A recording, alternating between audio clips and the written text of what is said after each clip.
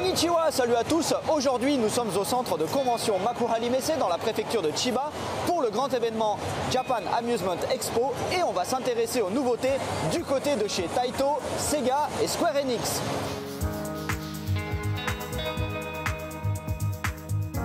Sur le stand de Taito, il y a plein de jeux très intéressants. D'abord, là-bas à gauche, un simulateur de conduite ultra réaliste de la ligne de train Yamanote à Tokyo. Ensuite, là, on a une sorte de jeu de pêche shoot 'em up qui se joue sur une table. J'y comprends pas grand-chose, mais ça a l'air marrant. Moi, ce que je préfère, c'est là-bas. Alors, c'est un jeu de tir basé sur le cultissime Space Invaders, sauf que cette fois, ça shoot dans tous les sens, c'est ultra rapide, c'est méga fun. Et à droite, on a de la réalité virtuelle parce que bien sûr, il y en a partout dans ce salon. Là, le jeu s'appelle Overtake, il est basé sur le système de réalité virtuelle vive. Et en plus, le siège bouge dans tous les sens pour encore plus de sensations.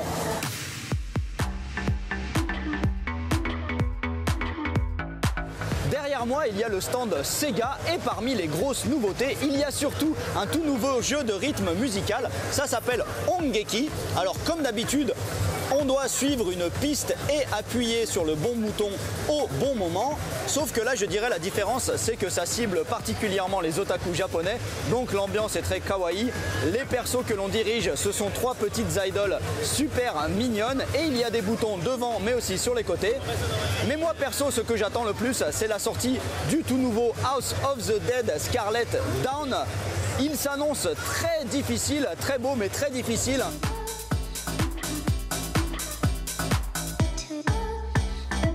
Chez Square Enix, il y a un jeu qui est particulièrement mis en avant, c'est un jeu de conduite de mecha, ça s'appelle Star Wings Paradox. Alors vous voyez, les cabines de pilotage sont très belles, on peut choisir plein de mecha et c'est à la fois assez bourrin parce que ça shoot dans tous les sens et en même temps très technique parce qu'il y a deux manettes pour piloter, il y a également un écran sur la droite qui vous permet de choisir des armes, il y a aussi une carte qui apparaît sur l'écran.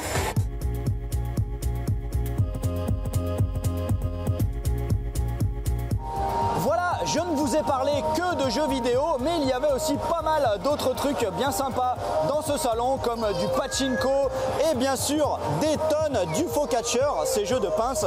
Mais bon, moi perso, ça m'énerve parce que je ne gagne jamais. Allez, à plus. Bien.